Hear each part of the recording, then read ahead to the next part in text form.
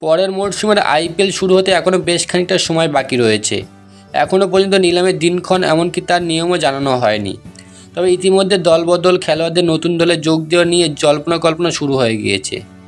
এরই মাঝে খবর, কলকাতা নাইট রাইডার্সের তরফে নাকি সূর্যকুমার যাদবকে অধিনায়ক হওয়ার প্রস্তাব দেওয়া হয়েছে। গত মরশুমে মুম্বাই ইন্ডিয়ান্স একেবারেই ভালো পারফর্ম করতে পারেনি। হার্দিক পান্ডিয়ার নেতৃত্বে মুম্বাইরা মুখ থুবড়ে পড়েনি।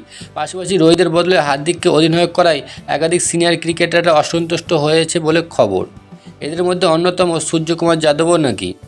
আইপিএলের পর রোহিতের অবসরের সঙ্গে সঙ্গে হার্দিক নয়, সূর্যকুমারকে ভারতীয় টি-20 দলের অধিনায়ক নির্বাচিত করা হয়েছে। সূর্যকুমার যে আসন্ন মরশুমে মুম্বাই ইন্ডিয়ান্স ছাড়তে পারেন সে নিয়ে জোর জল্পনা। এরই মাঝে একাধিক রিপোর্টসে দাবি করা হচ্ছে তাকে নাকি কেকেআরের তরফে অধিনায়কের প্রস্তাব দেওয়া হয়েছে, তবে গোটাটাই বেসরকারিভাবে। এই প্রস্তাবে সূর্যের তরফে এখনও কোনো কিছু জানানো হয়নি বলে রিপোর্টে দাবি করা হচ্ছে।